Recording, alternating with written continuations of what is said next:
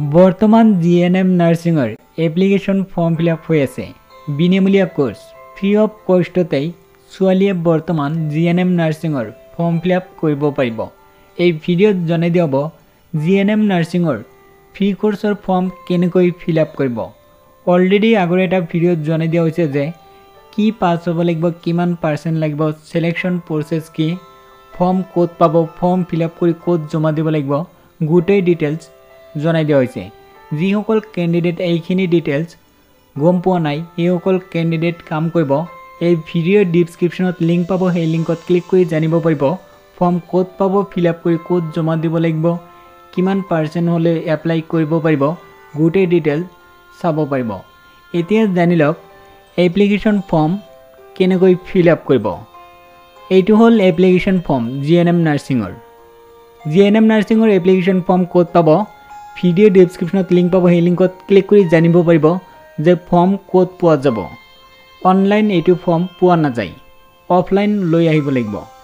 ইয়াতে চাই লওক কেণ্ডিডেটৰ নাম লিখিব লাগিব। যিজন কেণ্ডিডেট এপ্লাই কৰিব সেই কেণ্ডিডেটৰ ইয়াতে নাম লিখিব লাগিব। তাৰপিছত দেউতাকৰ নাম বা গাৰ্জেনৰ নাম লিখিব লাগিব।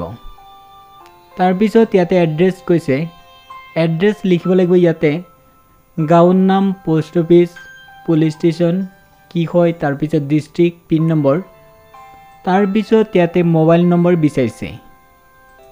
2 নম্বৰ অপশ্যনত লিখিব লাগিব নিৰ্বাচনী এলেকা কি হয়। ইয়াতে চাই লওক এডুকেশ্যনেল ডিটেইলছখিনি দিব লাগিব।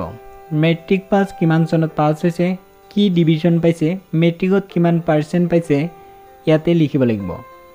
এইচএছ পাছ হৈছে, কিমান চনত পাছ হৈছে, ডিভিজন কি পাইছে, কিমান পাৰ্চেণ্ট পাইছে এইচএছত ইয়াতে লিখিব লাগিব।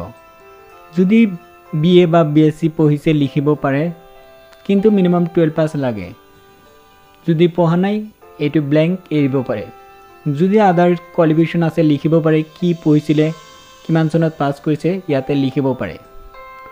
তাৰপিছত লাষ্টত ইয়াতে কেণ্ডিডেটৰ সিগনেচাৰ দিব লাগিব।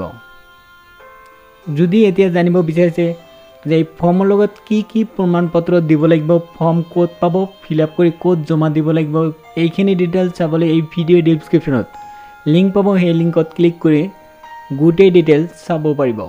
এতিয়া কাম কৰক, এই ভিডিঅ' ডিছক্ৰিপশ্যনত লিংক দিছোঁ, সেই লিংকত ক্লিক কৰি নিজৰ মোবাইলতে গোটেই ডিটেইল চাব পাৰিব।